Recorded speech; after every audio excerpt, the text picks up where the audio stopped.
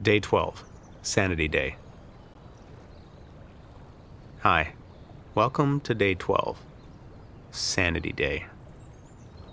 Once upon a time, I was a young whippersnapper who ran around having adventures, and it was mostly awesome except the parts that weren't.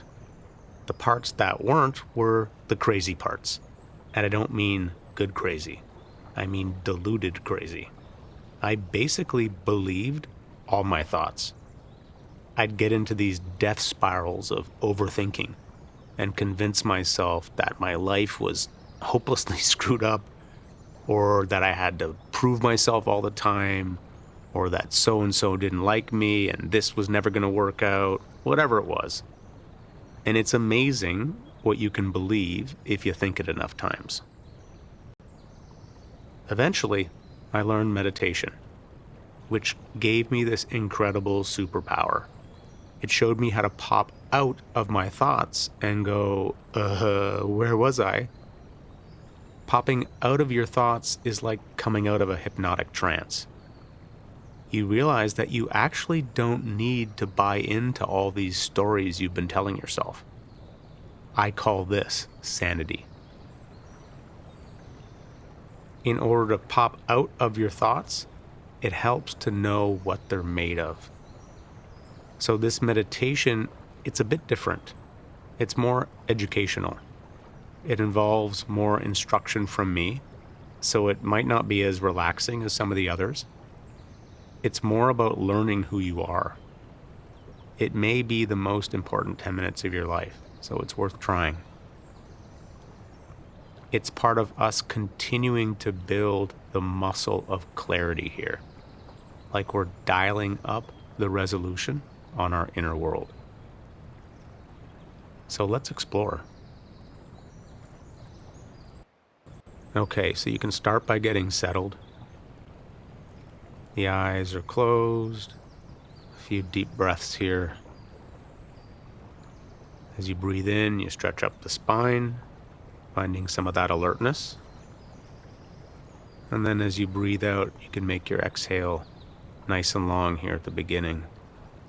And it's like you're breathing out any tension. You're deliberately softening the worry lines on your forehead, and you're softening your cheeks and your jaw and your shoulders. Nice long exhale, like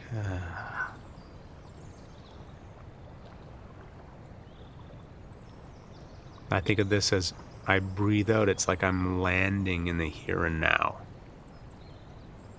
And the attitude, easygoing, not uptight, curious about what we're going to learn, because we're going on an adventure. So we're going to explore two aspects of the thinking process: the visual images part and the inner talk part. Sometimes we notice these parts, but other times we don't, because we're lost inside them. And everyone's a bit different. So you may be someone who has more images, you may be someone who has more talk. Let's find out. We'll start with images. Picture a bird. So for some people this is easy, for others it's harder. Get curious about yourself. How easy is it to picture a bird? Is your bird vivid, or is it washed out? And where are you seeing it spatially? Like, is it right in front of your eyes? Is it more on the left side or more on the right side? Is it more kind of down in you? Or maybe there's no bird at all. Maybe you just have an idea of a bird, but you can't see any visual. All this is super interesting to learn. Explore for a bit.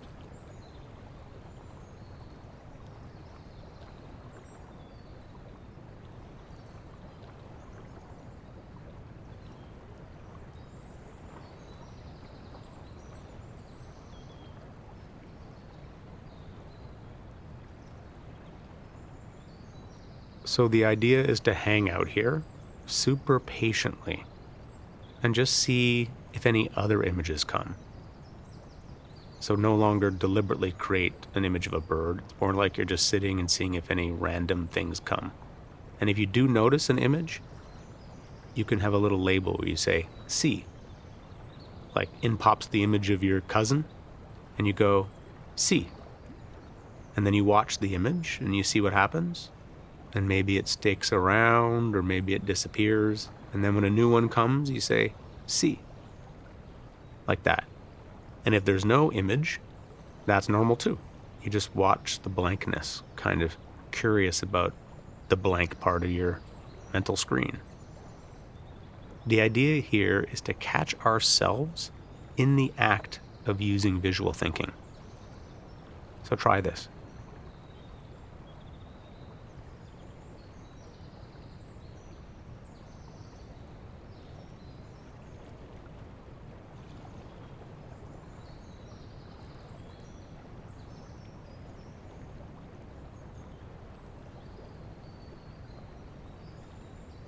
Good. So sometimes there's lots of images, sometimes there's none. You may notice that sounds can trigger an image, like maybe my voice triggers something. Whatever the case, if you see anything, you just use this label, see. And you're saying it in a very cool and collected way. See. See. It's like you're a sportscaster calling out the plays. See. The labels are something we use to keep us paying attention. It helps us from getting lost in thinking. And remember, if everything is totally blank, that's cool too. You're just noticing the blankness. Keep going.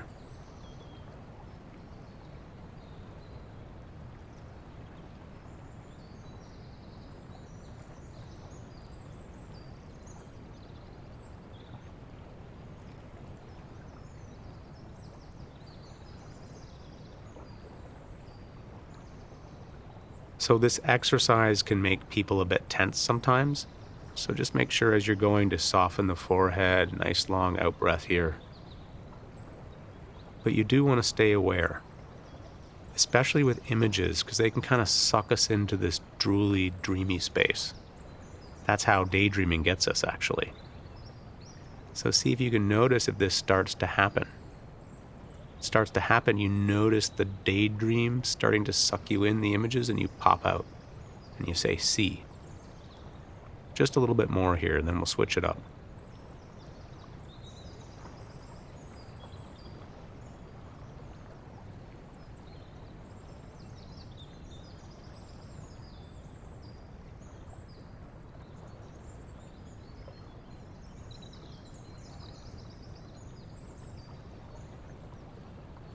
Okay, so don't worry if you're feeling lost. This practice can definitely be hard at first to get the hang of.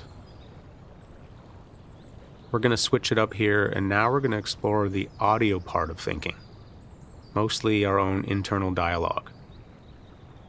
But it can also be other internal sounds, like if you've ever had a song stuck in your head, a little tune going around and around. So just like with images, some people have a ton of inner talk, and some people have very little. And some people have a ton, but they've never actually noticed it. So just to get us primed here, try saying your own name in your head. And then notice where you hear it. Like, do you hear it? And I say hear in quotes because it's like internal hearing. Do you hear it by your ears? Or maybe deeper in your body? Or does it not really have a spatial location at all? So you say your name in your head and then you listen to where you're hearing it. As you do this, what's it like to try to pay attention to your inner talk? If you like, you can experiment with making your inner talk louder and softer. Listen in as you do, but try to stay relaxed here.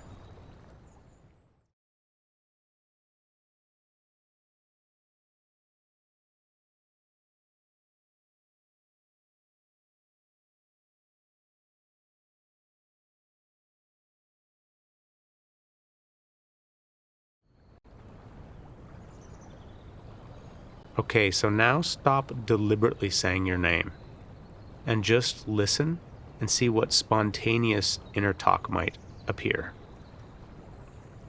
A lot of people don't realize this is thinking. Maybe it's your inner critic. Maybe it's your inner list maker. Maybe it's your inner voice right now saying, yo, dude, shut up. I'm trying to listen to my inner voice. If you hear something inside, you can use a label, hear, as in Hear. So you're listening in and you hear some talk start and you say, hear. Hear.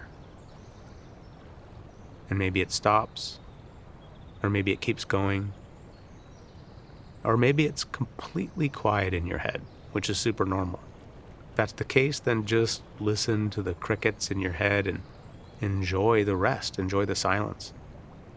Try this weird meditation for a bit.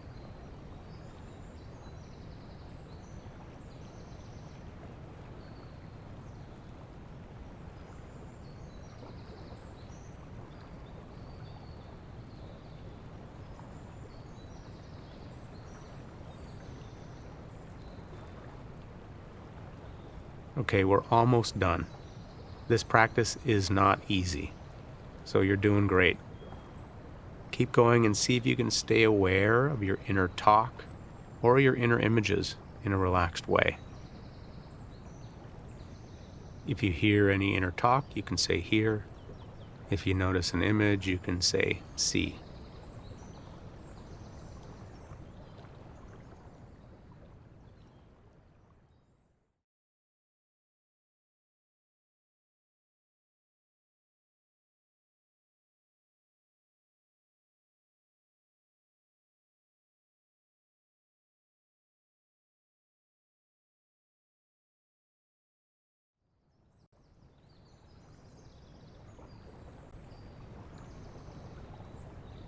Okay, perfect. Now, absolutely stop doing any of that.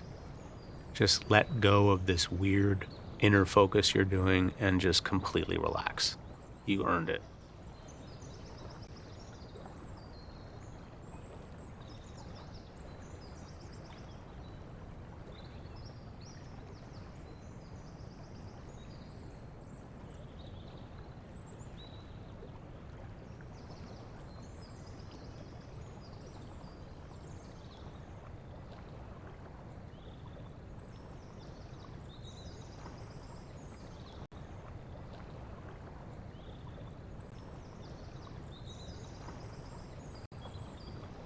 So, whether or not you liked this practice, the insight we gain here is invaluable.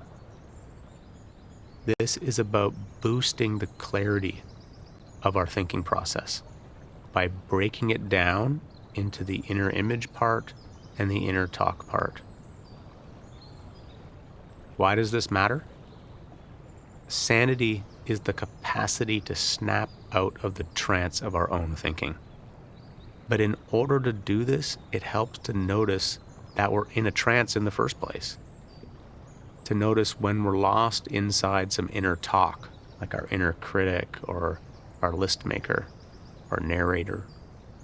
Or maybe we're lost inside a visual memory of how we messed up or whatever it is.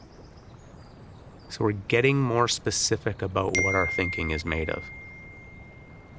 The next time you're stuck inside a bad thought loop, see if you can pop out by noticing what parts of it are image, what parts are talk, and what parts are none of these. And then watch and listen in a relaxed way, not believing the thoughts, but kind of bemused by them. This gives us more space and ultimately more autonomy, more freedom. Okay, you can open your eyes. Sanity starts here. Tomorrow, I promise, we'll go back to something more relaxing.